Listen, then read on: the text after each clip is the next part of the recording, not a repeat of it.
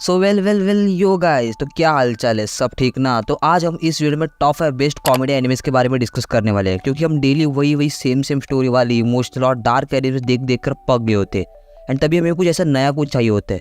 And हम सोचते हैं कि क्यों ना कॉमेडी एनिमे देखा जाए, पर एक दो एनिमे के बाद कॉमेडी एनिमे मिलती ही नहीं। एंड कॉमेडी पाने के चक्कर में हम सीजन पर सीजन खत्म करते पर मिलता है वो घंटा।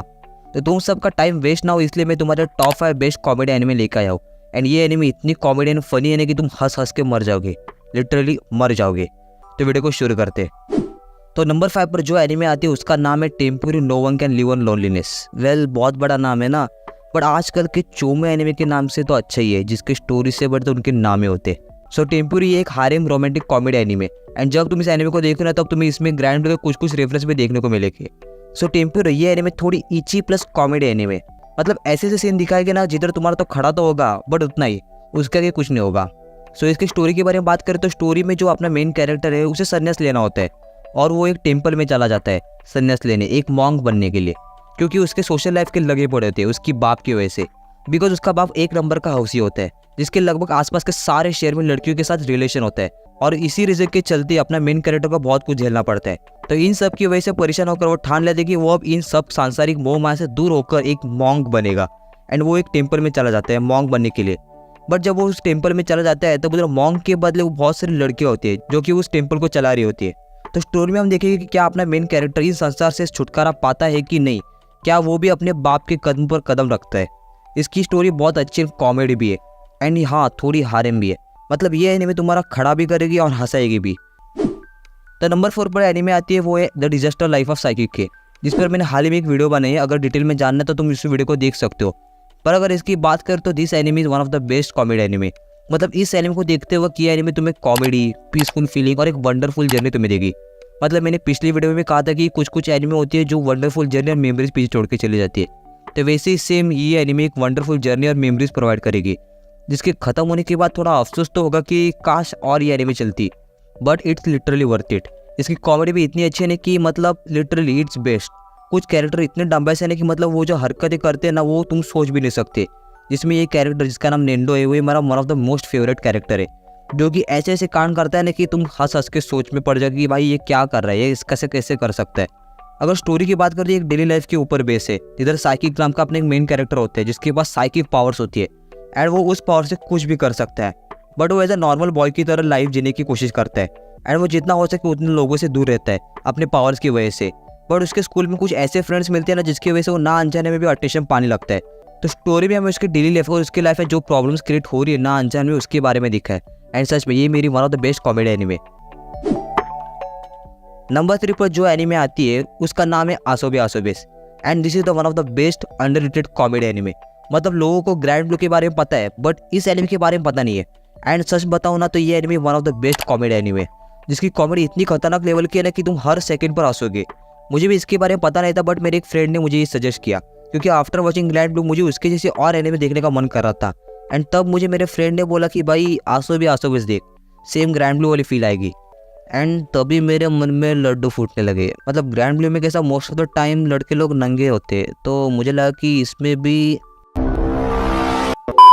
तो स्टार्टिंग का फर्स्ट एपिसोड देखने का तो मुझे ये एनिमे इतनी खास नहीं लगी थी, बट आगे आगे जो कॉमेडी इन्होंने प्रोवाइड की है ना, मतलब लिटरली टॉप लेवल कॉमेडी तुम बोल सकते हो।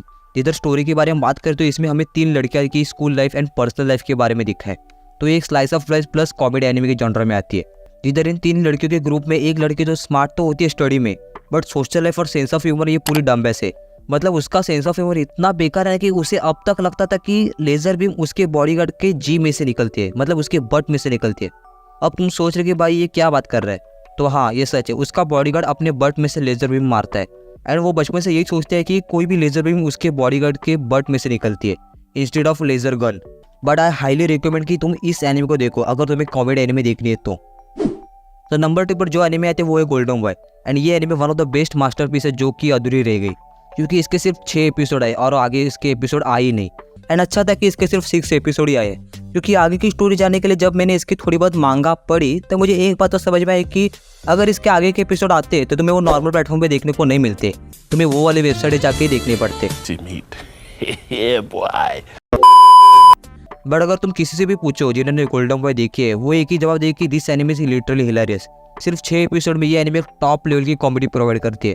इधर स्टोरी केंटारो नाम की एक लड़के के ऊपर बेस है जो कि पार्ट टाइम जॉब की तलाश में होता है एंड वो बहुत सारे पार्ट टाइम जॉब करता है, बट उस जॉब पर वो ऐसे ऐसी हरकतें करता है कि मतलब वो स्मार्ट होने के साथ हवस का पुजारी भी है। मैं तुम्हें इसके कुछ सीन बता देता बट 6 एपिसोड है, इसमें क्या बताओ, एक तरह के स्पॉइलर तुम्हें मिल जाएगा। बट आई हाईली रिकमेंड कि तुम इस एनिमे को देखो, ये सही में टॉप 2 नंबर डिजर्व करती है कॉमेडी एनिमेस के अंदर। अब फाइनली बात करते हैं नंबर 1 एनिमे की, जो कि ग्रैंड ब्लू। एंड मेरे पूरी वीडियो में तुमने ग्रैंड ब्लू का नाम बहुत बार सुना होगा, तो this is the God of the comedy anime, ऐसा तुम बोल सकते हो। मतलब इसकी जैसी कॉमेडी एनिमे ना अभी तक बनी और ना कभी बनेगी। मतलब बहुत लोगों ने कॉमेडी एनिमे के जॉनरा में ये एनिमे 100% देखी है, और जिन्होंने नहीं देखी है उनके लिए स्टोरी बताता हूँ। तो स्टोरी में अपना मेन कैरेक्टर अपने अंकल के इधर जाता है पढ़ने के लिए, और एक तरीके से उसकी एक न्यू कॉलेज लाइफ होती है जिसे वो अच्छे से जीना चाहता है। तो स्टोरी में बेसिकली हमें उसकी कॉलेज लाइफ, पर्सनल लाइफ और क्लब एक्टिविटी के बारे में दिखा है। एंड अगर कॉमेडी के बारे में बात करें ना, तो ये एनिमे तुम्हें हर एपिसोड के हर एक मिनट में हर सेकंड पर हंसाएगी। मतलब इसके हर एक मिनट पर इतनी खतरनाक कॉमेडी हो जाएगी कि तुम हंस हंस कर मर जाओगे। लिटरली मैं इस पर इतना हंसा होगा ना कि मेरा सिर दुखने लगा था। एंड ऐसे बहुत सारे सीन की वजह से ये एनिमे नंबर 1 कॉमेडी एनिमे बनती है। अगर तुम्हें कॉमेडी एनिमे स्टार्ट करना तो पहले तुम ग्रैंड ब्लू ही देखो, एंड उसके बाद मैंने जो एनिमे बताए 2nd नंबर 3rd नंबर वो सारे एनिमे देखो। अब इधर बोनस एनिमे के बारे में बात करते हैं, तो वो एक great teacher Onizuka AKA GTO बहुत ही यूनिक एंड वाइल्ड तरीके से हमें शो करती है। इधर 43 एपिसोड की ये anime slice of life, drama, school and comedy के ऊपर बेस है। इधर इसका मेन फैक्टर तो कॉमेडी है। मतलब क्या गजब की कॉमेडी है, इतनी खतरनाक है 18+ जोक है कि मतलब तुम्हें ये बोर होने ही नहीं देगी। तो इधर 22 साल का AKA ओनिजुका, जो कि हमारे शो का मेन कैरेक्टर है, जो पास्ट में एक लेजेंडरी बाइक गैंग का लीडर था, पर अब वो अपने वॉयलेंस और अच्छी खासी डिलिक्वेंट्स वाली लाइफ छोड़कर एक नॉर्मल इंसान बनकर जीना चाहता है, अपने ड्रीम्स कंप्लीट करना चाहता है। एंड उसका ड्रीम रहता है कि वो जापान का ग्रेटेस्ट टीचर बनना। पर तुम्हें पता है कि उसके टीचर बनने के पीछे रीज़न क्या है? उसे हाई स्कूल टीनेज की लड़कियों के साथ टाका बिठाना है, उनके साथ करना है। मतलब उसकी ख्वाब ऐसे है कि जब वो 40s का हो, उसकी वाइफ 20s में हो।